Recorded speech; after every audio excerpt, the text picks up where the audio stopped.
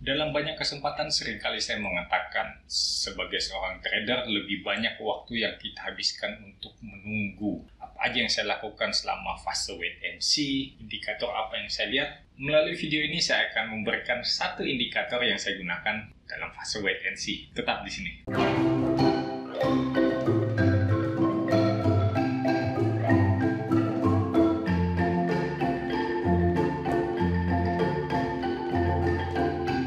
Salam jumpa Bapak Ibu trader sekalian, kita ketemu lagi di channel Stock Technician. Channel Stock Technician adalah channel yang senantiasa melakukan analisa pergerakan harga saham di Bursa Efek Indonesia secara teknikal. Bukan hanya berbagi analisa, di channel ini juga kita sering bagi-bagi barang gratisan. Kita pernah bagi-bagi paper mengenai RSI Modified, terus kita juga sering adakan webinar kerjasama dengan grup Telegram Beta Bisa. Jangan ragu-ragu, langsung aja subscribe. Seperti kita ketahui, belakangan ini IHSG kita sedang turun. Tentu saja saya sedang menunggu fase reversal. Teman-teman tentu tahu itu dalam beberapa analisa yang terakhir saya selalu mengatakan saya sedang menantikan saat terjadinya reversal. Tapi saya dalam posisi wait and see. Dalam fase wait and see ini, saya menggunakan indikator CCI. Indikator CCI seperti apa? Ini contohnya.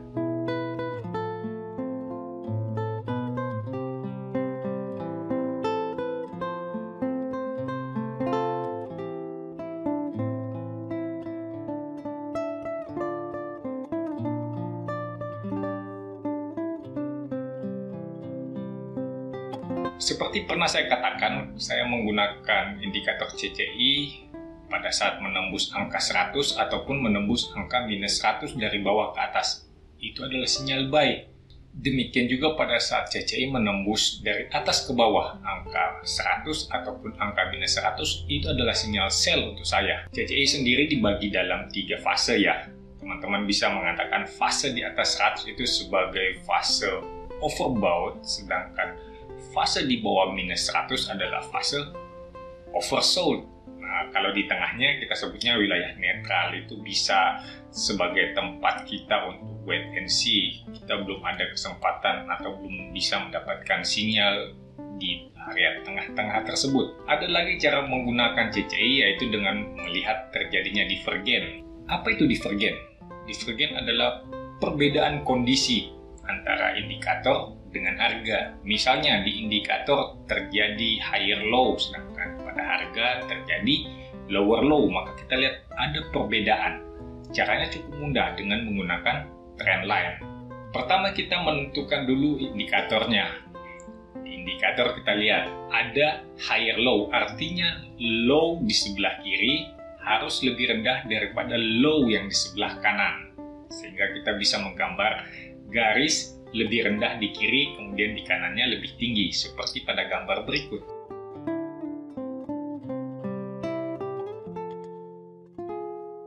Teman-teman bisa melihat di bagian atas pada panel harga terjadi lower low. Kondisi seperti ini disebut sebagai bullish divergen. Ada lagi bearish divergen, yaitu pada saat harga ada di area overbought, kemudian terjadi lower high pada indikator, sedangkan pada harga terjadi higher high, seperti contoh berikut ini.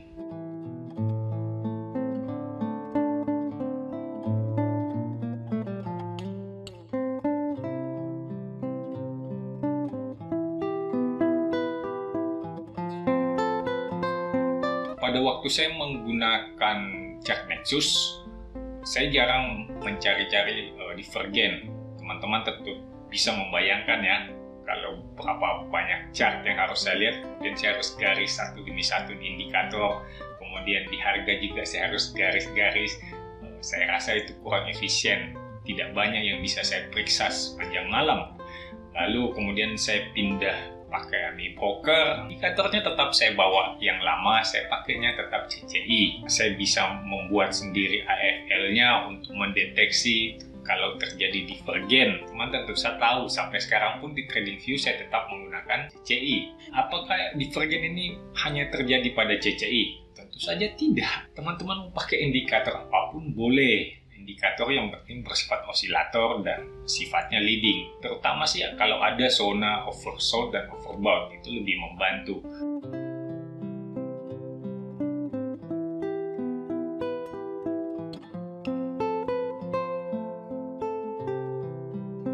Jalan ceritanya, AFL ini pertama dia akan melihat kalau terjadi perpotongan antara CCI dengan angka 100 ataupun angka minus 100. Karena di sini ceritanya kita sedang mencari bullish divergence, artinya saya sedang mencari saham yang berpeluang untuk naik melewati fase sideways di pasar kita. Jadi saya lebih menekankan untuk mencari sinyal buy. Teman-teman lihat ada segitiga warna kuning, itu adalah sinyal buy. Itu adalah di mana CCI naik di atas minus 100. Setelah kita menentukan titik di mana perpotongan CCI dengan minus 100, lalu saya melihat ke sebelah kiri, apakah ada higher low yang terjadi atau enggak. Kalau ada higher low, maka saya akan meminta AMI Broker untuk memeriksa harga apakah ada lower low terjadi di dasar lembah CCI tersebut. Bila ada, maka AMI Broker akan memberikan sinyal berupa segitiga warna kuning. Sedangkan untuk bearish divergence, saya memberikan tanda dengan segitiga kecil warna biru. Sayangnya, saya belum terbiasa atau belum bisa menuliskan script ini di TradingView. Jadi teman-teman yang menggunakan TradingView, saya nggak bisa membagi scriptnya. Teman-teman yang menggunakan Chart Nexus juga saya nggak bisa bagi scriptnya, karena di Chart Nexus kita nggak bisa custom indikatornya. Apa yang terpasang itulah, cuman bisa kita ubah-ubah aja periodenya. Untuk teman-teman yang menggunakan AMI Broker, silahkan isi form yang ada di bawah di kolom deskripsi video ini. Untuk tahap pertama saya akan kirimkan pada tanggal 10 April 2020. Bila teman-teman mengisi formulirnya setelah tanggal 10 April, maka saya akan mengirimkan pada saat sudah tercapai kuota 100 orang peminat. Jadi teman-teman yang ingin mendapatkan AFL ini, langsung saja isi mulai dari sekarang. Berapapun peminatnya, akan saya kirimkan, nggak akan nunggu 100, pokoknya tanggal 10 kirim.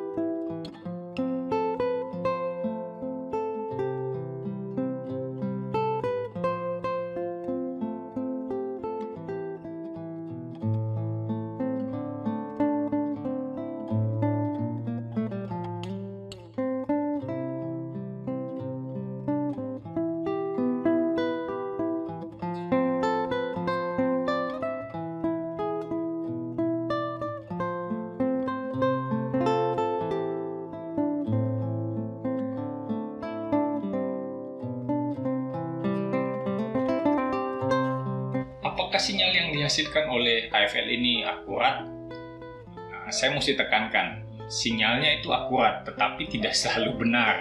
Ya, jadi pasti tepat pada saat dia memotong angka minus 100, pasti keluar sinyal, asalkan terjadi divergen.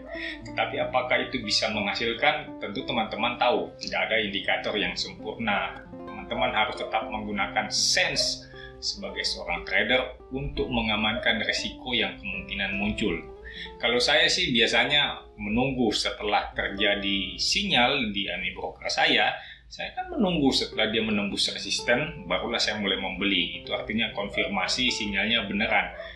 Karena biar bagaimanapun CCI termasuk leading indikator. Sudah sifat bawaannya sering terjadi false sinyal. Jadi ya saya lebih waspada aja. Kalau kita pakai satu indikator, kita ingin mendapatkan cuannya, bukan berarti kita kemudian mengabaikan indikator itu kan. Sama seperti minum jamu, kalau kita pengen mendapatkan khasiatnya, ya kita bukan hindari jamunya, nggak akan dapat khasiatnya kan. Tetapi kita membiasakan diri untuk menikmati pahitnya. Demikian juga indikator ini. Kalau teman-teman pengen dapat cuannya, ya teman-teman biasakan untuk menghadapi risikonya. Setelah terbiasa mengendalikan risikonya, saya yakin cuannya itu akan datang.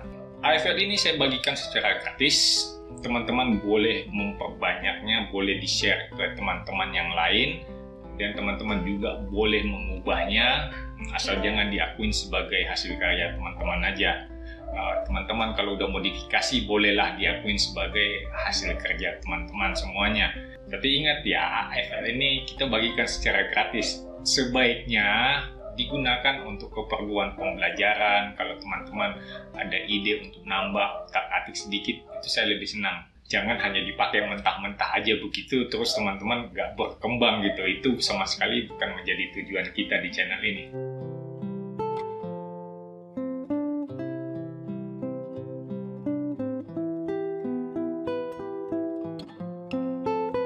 Rasanya nggak lengkap kalau cuma lihat-lihat gambar terus bagaimana pada prakteknya. Sekarang kita akan coba praktekkan dengan menggunakan fungsi bar replay pada AMI Broker.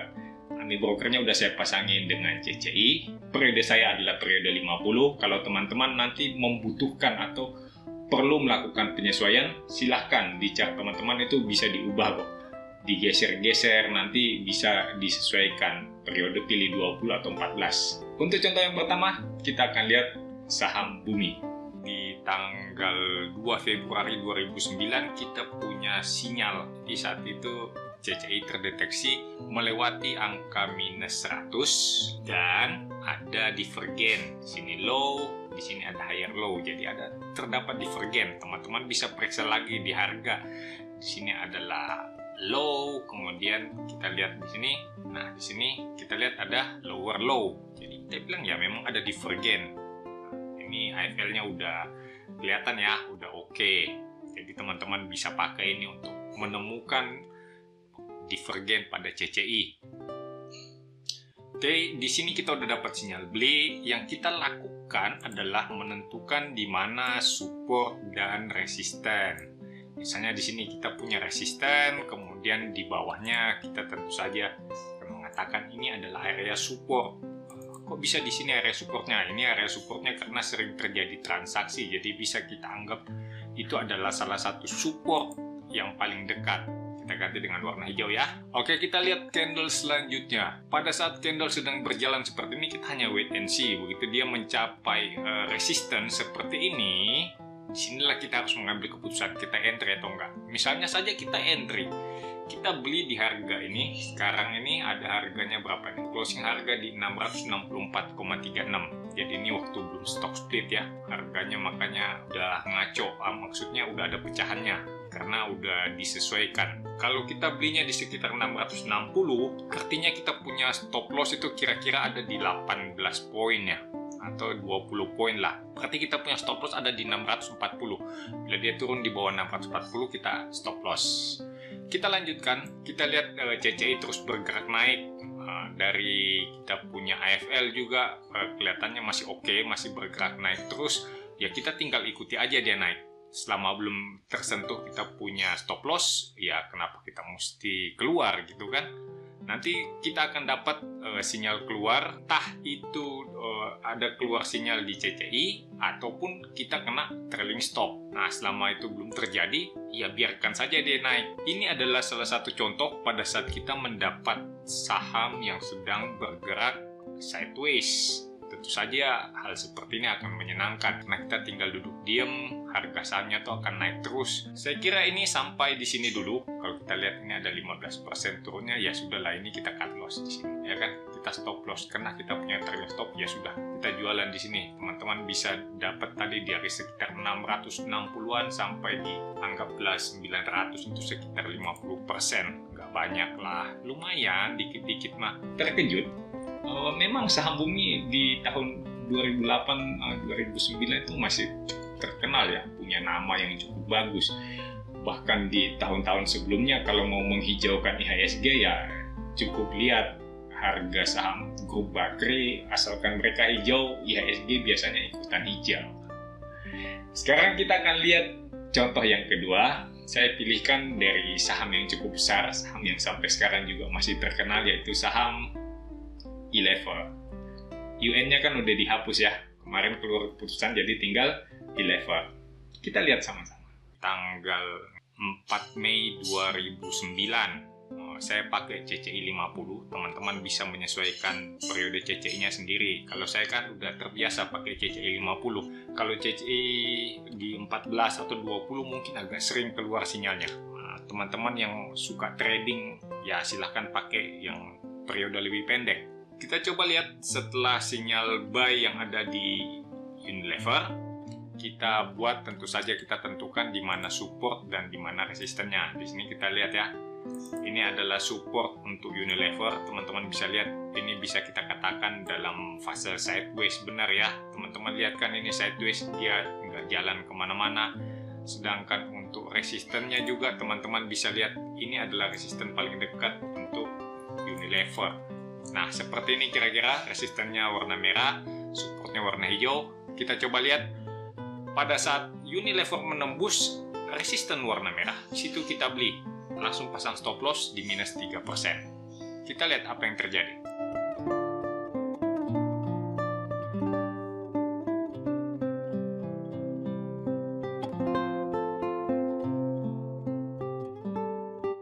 Teman-teman lihat, dia menembus kita punya resisten. Ini saatnya kita membeli karena dia sudah keluar dari area sideways.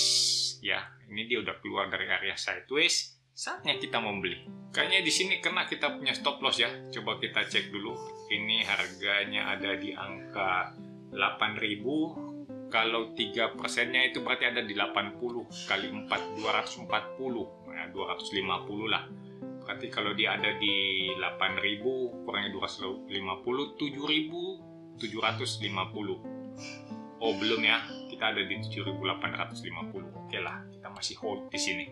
Ternyata nggak kena kita punya stop loss ya, malah dia terus bergerak naik, ada terjadi support testing, dan kita masih tetap hold. Ya sudahlah, ini kalau memang nasibnya udah cuan, ya dia bakalan cuan sendiri gitu. Asalkan kita disiplin dengan kita punya cara trading, mestinya cuannya datang. Saya kira ini masih akan terus berlanjut naik, karena teman-teman tahu sebelum terjadi stock split itu Unilever sempat di harga 50 ribuan atau 40 ribuan, dan ini yang sudah di-adjust ya. Jadi mungkin di sini puncak-puncaknya itu ya ada di sekitar inilah, ada di sekitar ya 15 ribu mungkin, atau ada di 20 ribu mungkin saja. Saya belum tahu, saya belum periksa lagi. Dari dua contoh yang sudah kita berikan, teman-teman udah bisa melihat bagaimana kita mengambil, kita melihat ada sinyal beli, lalu kita masih mesti menunggu, memastikan bahwa di sebelah kiri itu ada fase sideways. Terus saya masih menunggu lagi sampai terjadi penembusan resisten supaya saya cukup yakin bahwa benar sahamnya sudah mengakhiri fase sideways dan mulai bergerak naik. Ini bukan cuma di indikator CCI ya, di semua indikator yang teman-teman punyai, yang teman-teman pakai, kalau ada sinyal buy itu harus ada kondisinya dulu, term and condition itu apply.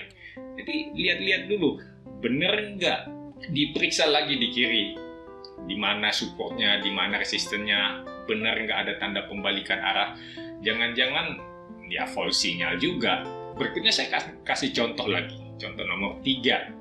Di sini teman-teman bisa melihat chart saham TLKM. Kita akan lihat sama-sama. Pada tanggal 20 Oktober 2008 ada sinyal beli. Ini ada segitiga kuning. Ini terjadi divergen. Bisa dicek lagi ya teman-teman. Boleh melakukan pemeriksaan. Benar nggak? Nah, teman-teman bisa lihat di sini harganya ada di sini. Low-nya itu ada di sini ya. Low ada di sini. Oh, di sini ya. Ini low. Kemudian yang di sini di dasar lembah yang kedua low-nya ada lebih rendah. Jadi teman-teman bisa mengatakan oke, terjadi divergen pada CCI dan harga. Kita akan melihat syaratnya sudah terpenuhi ya. Ini ada divergen, kemudian kita lihat juga sebelah kiri itu oke.